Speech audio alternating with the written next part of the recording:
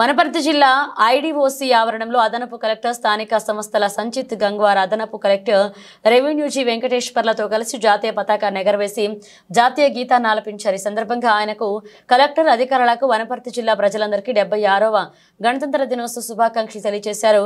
ఈ కార్యక్రమంలో ఏవో భానుప్రకాష్ వివిధ శాఖల అధికారులు పాల్గొన్నారు.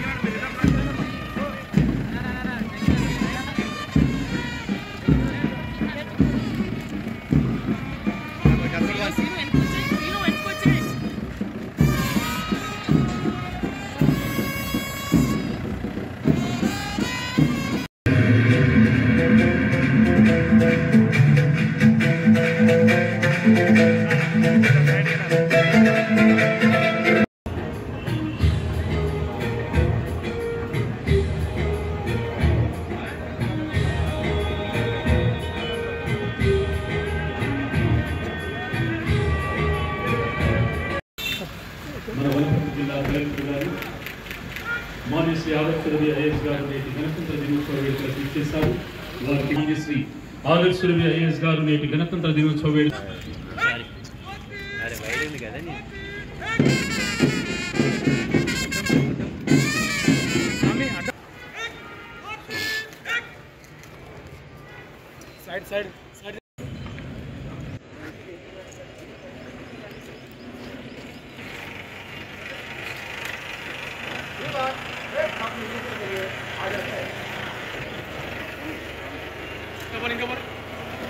దినోత్సవ శుభాకాంక్షలు అందజేస్తున్నాం.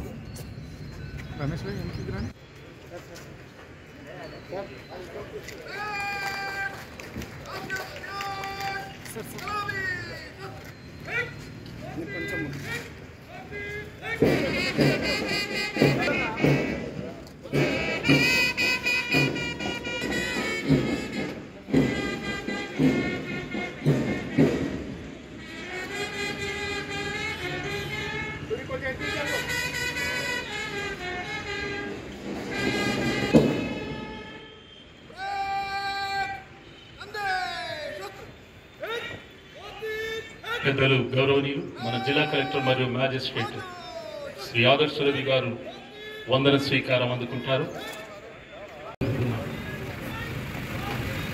మన జిల్లా సూపరింటెండెంట్ ఆఫ్ పోలీస్ గారు మాన్య శ్రీ రావుల గిరిధర్ ఐపీఎస్ గారిని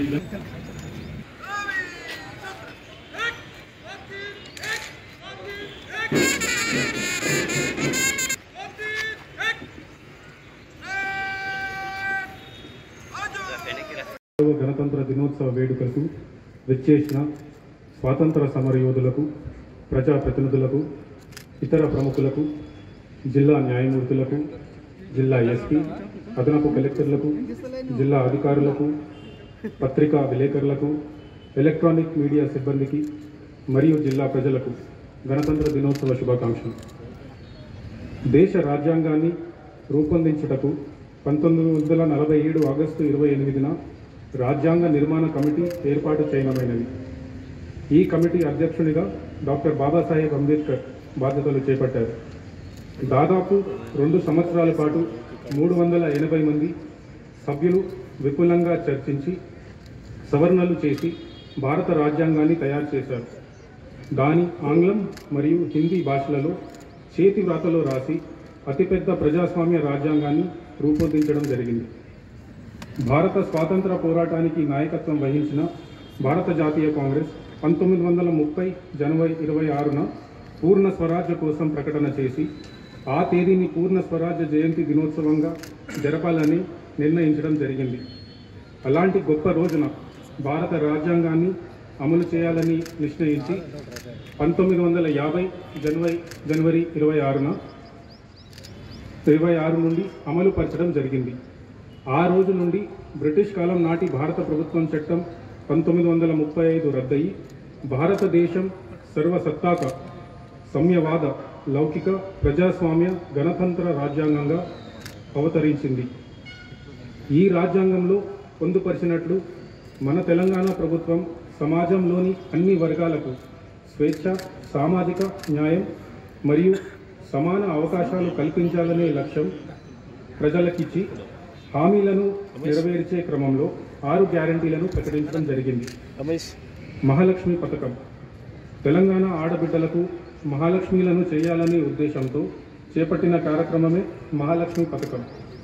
ఈ పథకం ద్వారా రాష్ట్రంలోని ఏ ప్రాంతానికైనా ఆర్టీసీ పల్లె వెలుగు మరియు ఎక్స్ప్రెస్ బస్సులు మహిళలు మరియు ట్రాన్స్జెండర్లు 9 డిసెంబర్ 2023